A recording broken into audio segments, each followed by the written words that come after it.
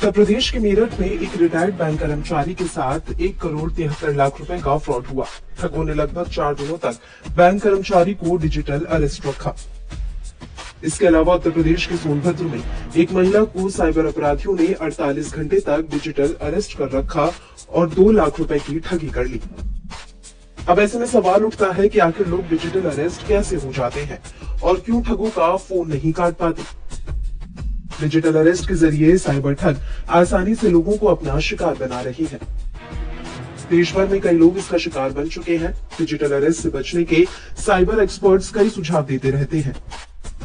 Experts ने digital arrest के जरिए लोगों को ठगने के तरीके, सजा के प्रावधानों और इससे कैसे बचा जाए, इसके बारे में कुछ टिप्स दिए हैं। आइए इनके बारे में बताते हैं।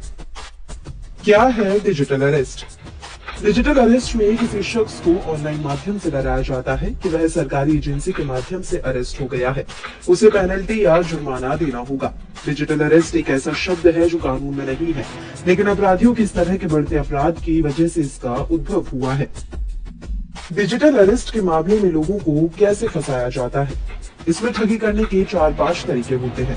जैसे किसी कुरियर का नाम लेकर कि इसमें गलत सामान आया है, कुरियर में ड्रग्स है जिसकी वजह से आप फंस जाएंगे। आपके बैंक खाते से इस तरह के ट्रांजैक्शन हुए हैं जो फाइनेंशियल फ्रॉड रिलेटेड है।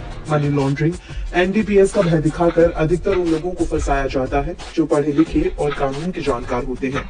ऐसे लोगों को डराकर उनसे डिजिटल माध्यम से फिरौती मांगी जाती है। डिजिटल अरेस्ट के मामले से कैसे बचा जा सकता है?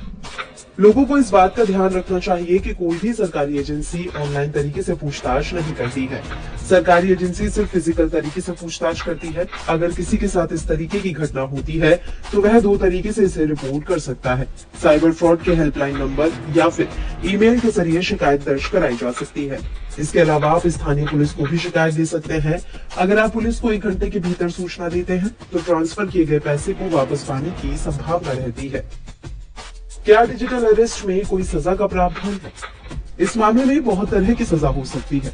गलत डॉक्यूमेंट बनाने, लोगों से ठगी करने, सरकारी एजेंसी को गुमराह करने की सजा हो सकती है।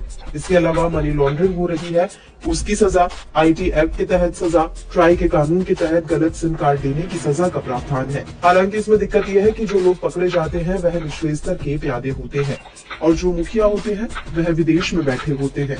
सरकारी एजेंसी उन्हें पकड़ नहीं पाती। इसके अलावा सवाल अब ये भी उठता है कि कोई व्यक्ति कई दिनों तक कैसे डिजिटल अरेस्ट रह सकता है।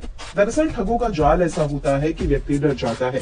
इसे ऐसे समझिए कि जब ठग किसी व्यक्ति को फोन करते हैं तो वह उस व्यक्ति से कहते हैं कि मैं फला पुलिस स्टेशन या इनकम टैक्स डिपार्टमेंट से बोल रहा हूँ और आपके नाम पर एक फ्रॉड चल रहा है।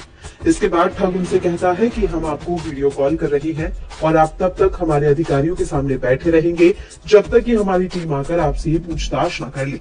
ठग पीड़ित व्यक्ति को समझाते हैं, धमकाते हैं। अगर आपने फोन काटा तो ये कानून का उल्लंघन माना जाएगा और आप इसके लिए गिरफ्तार हो जाएंगे।